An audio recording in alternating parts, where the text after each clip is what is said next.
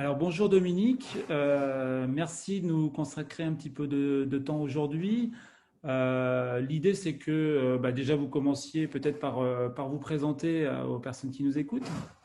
Très bien, bonjour Nicolas. Avec plaisir. Moi je suis formatrice pour Fort Prof, on dit intervenant occasionnel je crois, depuis 2 ans. Et j'étais inspectrice de l'éducation nationale, inspectrice adjointe à l'inspecteur d'académie, et j'ai inspecté aussi à l'étranger dans plusieurs pays, et donc participé à de nombreuses actions de formation, à la suite de quoi j'ai été en retraite, et je ne pensais plus vraiment exercer. J'avais donné. Et puis, j'ai été contactée par Fort Prof qui cherchait un professeur de français. Au départ, j'étais mitigée. Et puis, je me suis laissée faire, et en fait, je n'ai jamais regretté parce que, voilà, j'ai eu beaucoup de plaisir à intervenir dans ces formations de préparation au concours. Très bien. Et du coup, donc, si vous pouvez nous en dire un petit peu plus sur finalement ce que vous enseignez et puis peut-être ce que vous attendez des personnes que vous accompagnez en termes de compétences ou d'apprentissage au cours de l'année. Très bien. Alors, moi, j'interviens pour les préparer à la partie français, qui est une partie primordiale, puisqu'elle vaut 40 points. Et je les prépare euh, à, d'une part, une analyse de texte sur des sujets contemporains, d'actualité, avec bien entendu un lien à l'éducation, les enfants, mais bon, il y a eu une série de textes qui étaient sur l'amour, par exemple, donc quelque chose d'assez sociétal. C'est la première partie. La seconde partie, une partie grammaticale, pour montrer les savoir-faire en grammaire, et une partie qui est primordiale pour Fort Prof, pour le concours, pour moi aussi, c'est une partie didactique de la discipline. C'est-à-dire qu'on va entrer dans des pratiques de classe concernant le français.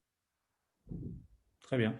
Et alors du coup, justement, quel enseignement vous tirez ces 2 ou 3 années de coopération avec Fort Prof par rapport aux stagiaires que vous avez pu avoir Alors, j'ai avec vous? rencontré des stagiaires fort motivés. Le principe de Fort Prof qui consiste à demander à l'intervenant que je suis de ne parler que pendant 30% du temps est un principe excellent. C'est-à-dire que on va pas faire conversation de café. C'est vraiment les stagiaires qui vont avoir à parler de ce qu'elles ont préparé, c'est-à-dire qu'elles interviennent, elles préparent ce sujet de concours, elles sont par groupe de deux, on appelle ça des doublettes à Fort Prof, et elles communiquent entre elles par mail ou par Zoom ou par ce qu'elles veulent, Skype, et elles restituent au groupe quand c'est en présentiel, mais ça s'est fait aussi en web cours, elles restituent au groupe l'essentiel de ce qu'elles ont traité. Alors c'est un sujet particulièrement, c'est une chose particulièrement difficile parce qu'il faut traiter à l'oral quelque chose qu'on fait par écrit.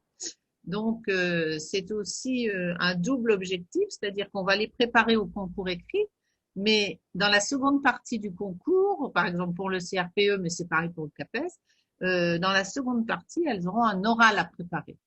Et donc, cette prise en charge du travail par l'oral et par ailleurs ensemble est, à mon avis, très intéressant. Moi, j'ai rencontré des gens très motivés.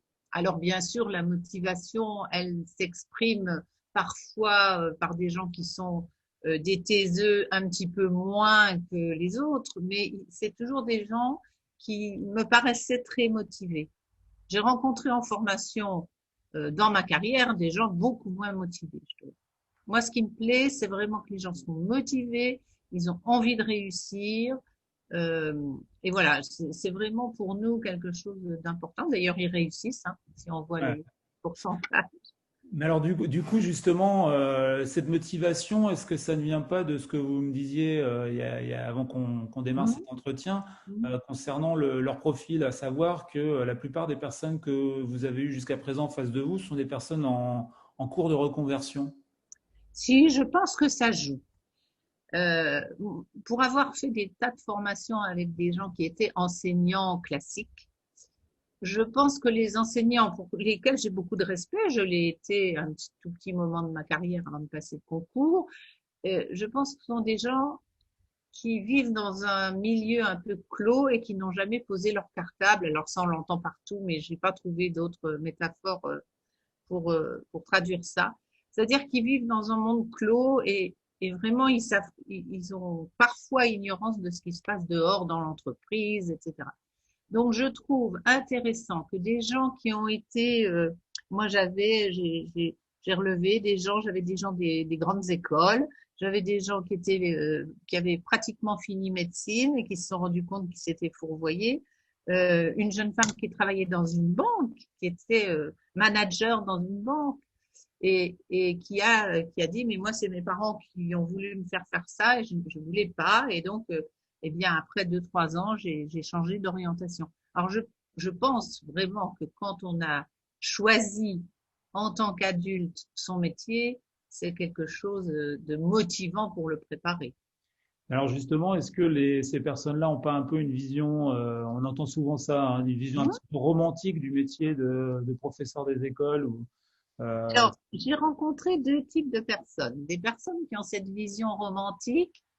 En général, c'est des personnes assez jeunes qui se disent, eh bien, dans l'entreprise, c'était très stressant, on avait la pression de la hiérarchie, on a une tension nerveuse qui est hors du commun, et elles ne se rendent pas compte que ces 3 termes, elles vont les retrouver dans la classe, hein.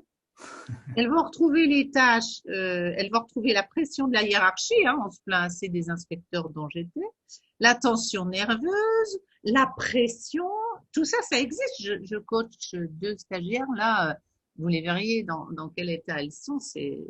Voilà, elles sont stressées, tension nerveuse. Dès qu'il y a quelqu'un dans la classe, elles savent plus où donner de la tête parce que elles veulent pas montrer une mauvaise image d'elles-mêmes. Donc voilà. Donc je pense que cette vision romantique appartient plutôt à des personnes plus jeunes. Mais bon, c'est difficile hein, de faire. C'est un peu voilà en valeur absolue ce que je dis. ouais. Euh, des personnes qui ont entre, allez, on va dire 32 et 38 ou 40 ans, même comme j'ai eu parfois, sont des gens qui ont bien mesuré les choses et qui savent bien que la pression de la classe est importante. Bien souvent, elles ont eu des enfants, elles ont vu comment les professeurs des écoles enseignaient. Voilà, celles-ci ont une vision plus réaliste, on va dire, de la classe. Et puis, à Fort-Prof, on a quand même les stages. Elles vont en stage, elles, je dis elles parce que j'ai eu beaucoup de femmes, je suis désolée. J'avais 2 groupes de femmes, 2 années successives. Ils vont donc en stage dans les écoles et donc ont un contact assez proximal avec l'école, la classe, etc. Et même quelquefois les personnes intervenantes extérieures, comme les AESH, qui donnent une pression supplémentaire, ces personnes qui accompagnent les enfants en difficulté et qui Ouais. sont dans la classe, elles ont eu la connaissance de ces classes et je pense qu'elles ont un regard peut-être moins romantique, oui, Très plus bien, réaliste. très bien, très bien. Bah, écoutez, merci beaucoup pour toutes ces réponses. J'espère que ça sera utile, j'en doute pas d'ailleurs, hein. Merci. Et puis, bah, bon accompagnement donc de vos stagiaires pour cette nouvelle année. Merci beaucoup, Nicolas, et ben voilà, à bientôt peut-être. Merci, au revoir. Au revoir.